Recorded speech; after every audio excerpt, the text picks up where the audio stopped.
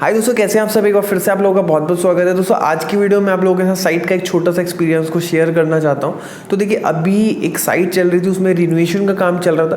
तो पहले से मकान जो उनका बन रखा था, घर बन रखा है और लगभग 10-12 साल जो उसको हो गए थे।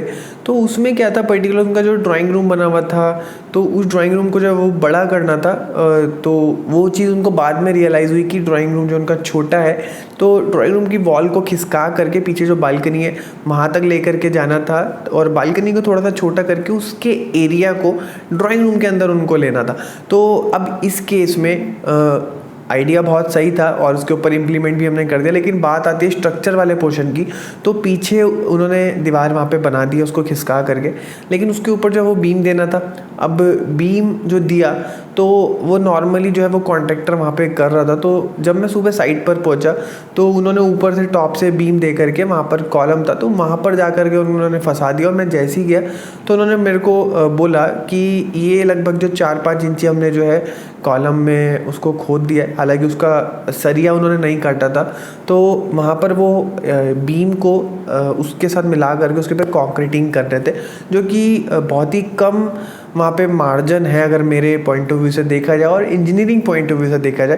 तो इस तरीके का सिनेरियो अगर आपके भी किसी कंडीशन में बन रहा है तो उस केस में जो है वो सिर्फ और सिर्फ एक ही ऑप्शन है और वो है वेल्डिंग। तो वेल्डिंग आप करवाएंगे तो वो ज़्यादा बढ़िया रहेगा। इनफैक्ट वेल्डिंग करवानी चाहिए, उसका कोई भी ऑप्शन नहीं है। तो उस टाइम पे जब वो ये काम कर रहे तो मैंने उनको बोला कि इस चीज़ को जो है आप ना करिए और वेल्डिंग यहाँ पे करवाइए। तो उन्होंने बोला कि यहाँ पर सर कोई इशू नहीं होगा, इसी मैं आपको गारंटी देता हूँ, वारंटी देता हूँ, ऐसे कुछ उन्होंने 2-3 वर्ड मेरे को बोले।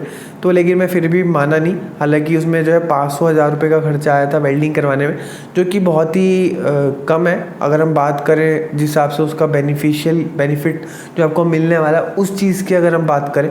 क्योंकि देखिए, आप बीम प्रोवाइड कर रहे हैं, आपने इतना बड़ा बीम वहाँ पर दिया और अगर उसका जितना भी या उसके ऊपर जो ईंट की जो चिनाई आएगी उसका जो लोड है वो अगर कॉलम से थ्रू होता हुआ फाउंडेशन तक नहीं पहुंचता तो बीम जो है ऑटोमेटिकली अपने आप में डेड लोड का ही काम कर रहा है। वो अपने आप ही वजन बन रखा है फालतू का। अगर वो इस तरीके का जो उसका जो लोड है वो अगर ट्रांसफ़र नहीं हो रहा तो अगर प्रॉपर अगर वेल्डिंग अच्छे से हो जाती है इस केस में, तो उसमें क्या है कि उसके ऊपर जो भी लोड है, जो भी उसमें वेट आएगा, तो सारा कॉलम से फाउंडेशन में ट्रांसफ़र हो जाएगा। तो ये जो है बहुत ही इंपॉर्टेंट पॉइंट है। अगर इस तरीके का कुछ भी सिनेरियो बन रहा है तो वेल्डिंग में कभी कंजूसी मत करिए। आपको लगेगा कि 500-1000 रुपये वेल्डिंग में लग रहा है तो बचा लेते हैं, छोड़ो कौन करवाए। अगर आपका विद मटेरियल भी काम है तब भी आप जो इस तरीके से काम करवाइए। और स्ट्रक्चर के काम में मेरे हिसाब से जो है कोई भी कॉम्प्रोमाइज़ नहीं करना चाहिए। हालांकि इंटीरियर्स के काम में आप मटेरियल को हल्का लगा दो तो वो चलेगा, कोई दिक्कत नहीं है, जिस हिसाब से क्लाइंट का बजट लगाओ, लेकिन स्ट्रक्चर में कोई कॉम्प्रोमाइज़ नहीं करना चाहिए। तो दोस्तों उम्मीद करता हूँ कि ये जो छोटी सी जो बात मैंने आपको अपने एक्सपीरियंस के हिसाब से आपको बताई है, और हालांकि इतना एक्सपीरियंस नहीं, लेकिन जो एक्सपीरियंस मेरे को मिलता है मैं आप लोगों के साथ शेयर करता रहता हूँ। तो ये जो बात आपको अच्छी लगी होगी, अच्छी लगी है तो इसको लाइक कर सकते हो। और आपको कोई भी क्वेश्चन इस टॉपिक के रिगार्डिंग तो आप नीचे कमेंट बॉक्स में पूछ सकते हैं। वीडियो देखने के लिए और इतना सारा प्यार देने के लिए बहुत बहुत धन्यवाद। जय हिंद, वंदे मातरम।